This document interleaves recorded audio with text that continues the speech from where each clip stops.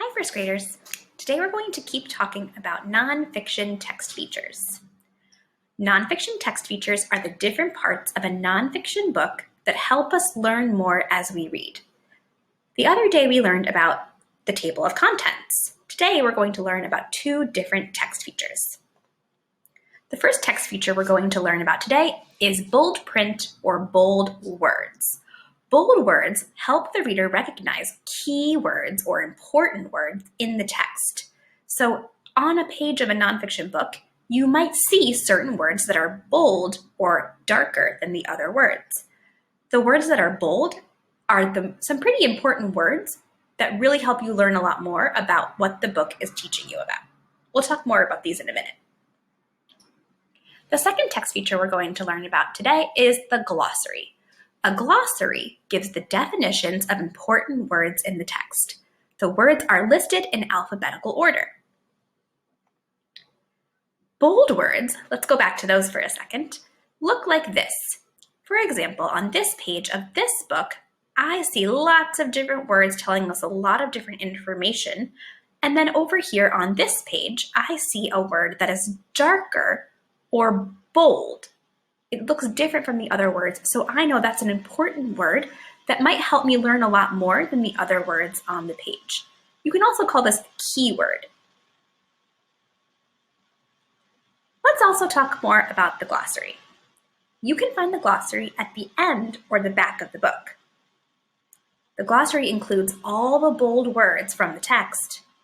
Those words are listed in alphabetical order. And finally, the most important part of the glossary is that the glossary tells you what the bold words mean.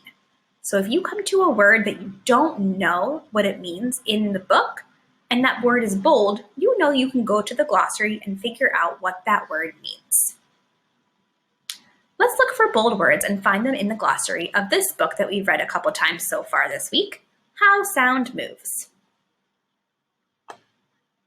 I'm going to take a look at my table of contents to decide which part of the book I want to read today.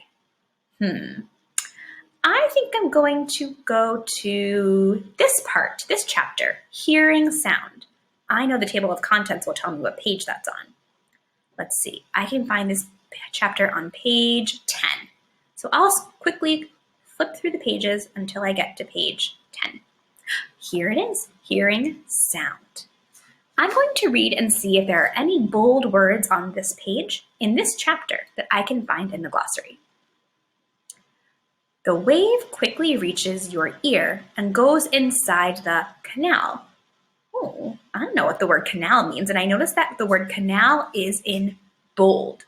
So I can go to the glossary in just a minute and figure out what the word canal means. First, I'm going to read the next page and see if there are any other words that I need to look up in the glossary. It bumps a little drum there called an eardrum. I don't really know what an eardrum is either, but I can figure out what it means in the glossary because the word eardrum is also in bold. So I'm going to go all the way to the back of the book until I find the glossary. Here it is, there's the glossary. And I can look up the word canal and eardrum so I learn the definition or what it means. Oh, well, here's canal. It's the first word on the glossary because I know canal is a word that starts with the letter C, and all those words are in alphabetical order, and C is really close to the beginning of the alphabet. Let's see, it says, canal is the tube that leads into the ear. Oh, okay, so the ear canal is the tube that leads into the inside of your ear. The glossary really helped me understand that word. Now I need to find the word eardrum. Let's see, there's the word canal, drum head, eardrum, there it is. An eardrum is the thin piece of skin in the ear that vibrates when the sound waves reach it. Okay, so that helped me understand that inside my ear is a little piece of skin called the eardrum.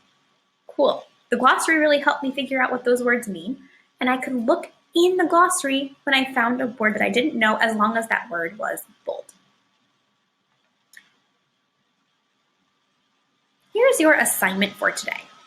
You're going to read a book called Our Sun, which is posted on Google Classroom. Then you're going to complete the bold words and glossary worksheet. Let me show you what all of those look like. Here's our sun. you'll get a copy of this book, and you can read it by yourself or with an adult at home.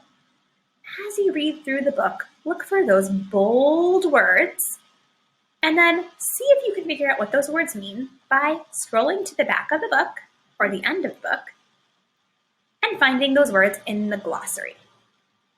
You need to find 2 words that you see in the book that are bold and look them up in the glossary and then fill out this worksheet. You can write the words in the first column and the definitions in the second column.